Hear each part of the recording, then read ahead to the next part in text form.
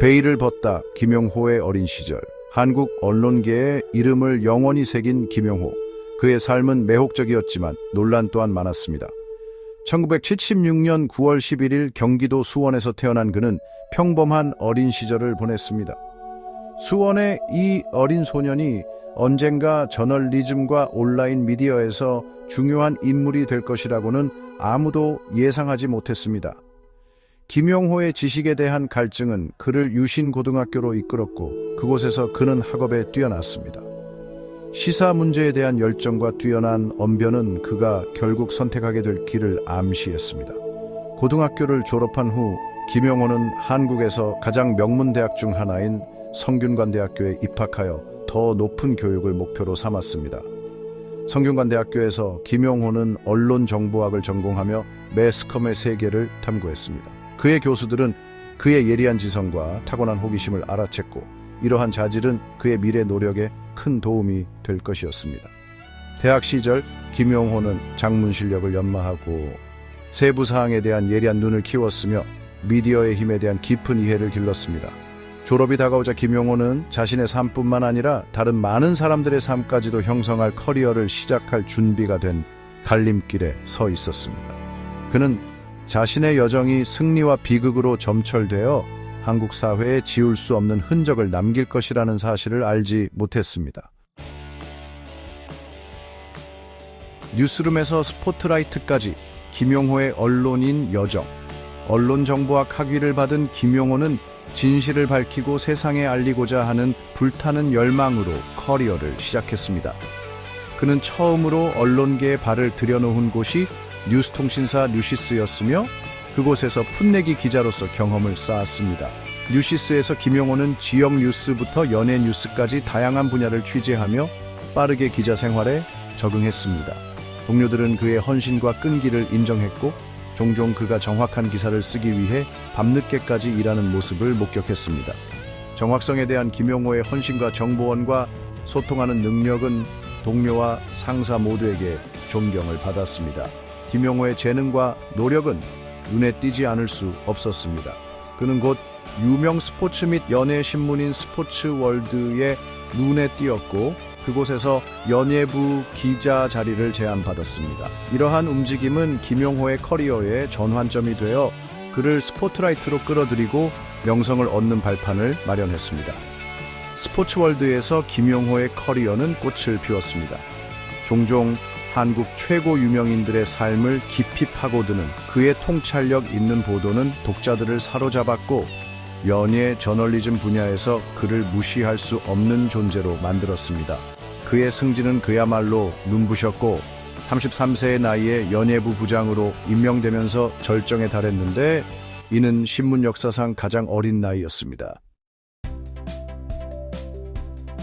유튜브의 부름, 새로운 플랫폼, 새로운 목소리, 디지털 시대가 도래하고 전통적인 언론 매체들이 온라인 플랫폼의 부상에 맞서 고군분투하는 가운데 김용호는 새롭고 더 직접적인 방식으로 대중과 소통할 기회를 보았습니다. 2015년 그는 과감한 조치를 취하며 자신의 유튜브 채널인 김용호 연 예부장을 개설했습니다. 김용호의 유튜브 채널은 연예계에 대한 그의 내부 지식과 권력에 맞서 진실을 말하려는 그의 의지에 이끌린 충성스러운 팬들을 빠르게 확보하며 인기를 얻었습니다. 종종 유명인 스캔들과 논란에 대한 심층 분석을 담은 그의 동영상은 수백만 건의 조회수를 기록하며 한국의 급성장하는 유튜브 분야에서 그를 주요 인물로 만들었습니다. 연예 뉴스에만 국한되지 않고 김용호의 채널은 정치 논평, 사회 문제, 시사 문제까지 범위를 넓혔습니다. 날카로운 위트와 거침없는 보도 방식은 주류 언론의 편향과 선정주의의 환멸을 느낀 시청자들의 공감을 얻었습니다. 유튜브에서의 김용호의 성공은 그를 변호사 강용석, 전기자 김세혜 등 온라인 분야의 다른 유명 인사들과 협력하도록 이끌었습니다. 그들은 함께 보수 성향의 유튜브 채널 가로세로 연구소를 설립하여 김용호의 목소리와 영향력을 더욱 확대했습니다. 답, 논란의 그림자 불협화음의 첫 조짐. 김용호의 명성은 메털처럼 급상승했지만 논란이 없었던 것은 아닙니다. 경계를 허물고 기존의 서사에 도전하려는 그의 의지는 일부에게는 찬사를 받았지만 그의 보도가 무모하고 무책임하며 심지어 악의적이라고 비난하는 사람들의 비판을 받기도 했습니다. 김용호를 휩쓴 첫 번째 주요 논란 중 하나는 가수 겸 배우 비에 대한 보도였습니다. 김용호의 채널은 비가 재정적 부정행위에 연루되었다는 일련의 동영상을 게시했습니다. 비가 격렬하게 부인한 이러한 의혹은 수년간 법적 공방을 촉발했고 결국 법원은 김용회계 비에게 손해배상금을 지불하라는 판결을 내렸습니다. 비와의 논란은 김용호의 커리어의 전환점이 되어 그의 명성에 오랫동안 그림자를 드리웠고 그의 언론 윤리에 대한 의문을 제기했습니다. 비평가들은 그가 정확성보다 선정주의를 우선시하고 책임 있는 저널리즘의 원칙을 지키는 것보다 클릭수와 조회수를 게내рат하는 데 더 관심이 있다고 비난했습니다. 마운팅 비판에도 불구하고 김용호는 자신의 작업을 전통적인 언론 매체들이 감히 건드리지 못하는 일종의 탐사 저널리즘이라고 옹호하며 반항적인 태도를 유지했습니다. 그는 계속해서 논란을 일으켰고 그의 채널은 칭찬과 비난을 동시에 받는 필회침이 되었습니다. 김용호의 커리어가 정점에 달했을 때 논란이 불거지기까지는 오래 걸리지 않았습니다. 불미스러운 행동에 대한 의혹과 법적 공방이 그의 이미지를 덮치기 시작했습니다. 언론의 광란은 끊이지 않았고 새로운 헤드라인이 나올 때마다 또 다른 비난의 물결이 밀려오는 듯 했습니다. 김용호는 자신의 업적을 덮을 위기에 처한 복잡한 비난의 그물 속에서 길을 찾아야 했습니다.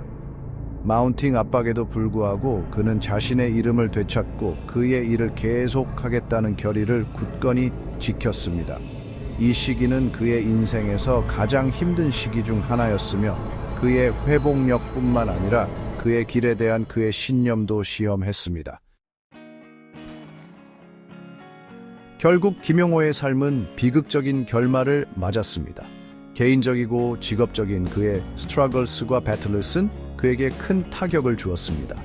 그의 죽음은 많은 사람들에게 성찰의 순간을 제공했고 대중의 시선 속에 있는 사람들이 직면하는 압박과 어려움을 부각했습니다. 김용호의 삶을 되돌아보면 논란이 그의 업적을 덮어버리는 경우가 많았다는 것을 알 수 있습니다. 그의 커리어는 성공과 실패가 모두 있었고 그의 행동은 논쟁과 토론을 불러일으켰습니다. 하지만 헤드라인 너머에는 자신의 inner demons와 싸우는 복잡한 한 개인이 있었습니다. 디지털 시대의 김용호의 유산은 여전히 느껴지고 있습니다. 미디어와 여론에 대한 그의 영향력은 여전히 중요합니다. 좋든 나쁘든 디지털 환경을 헤쳐나간 그의 방식은 현대 커뮤니케이션의 힘과 함정에 대한 교훈을 제공합니다. 김용호의 삶과 죽음에서 얻을 수 있는 교훈은 많습니다. 그의 이야기는 명성의 인간적 대가와 정신 건강의 중요성을 일깨워줍니다. 또한 온라인과 오프라인 모두에서 우리의 상호작용의 공감과 이해의 필요성을 강조합니다.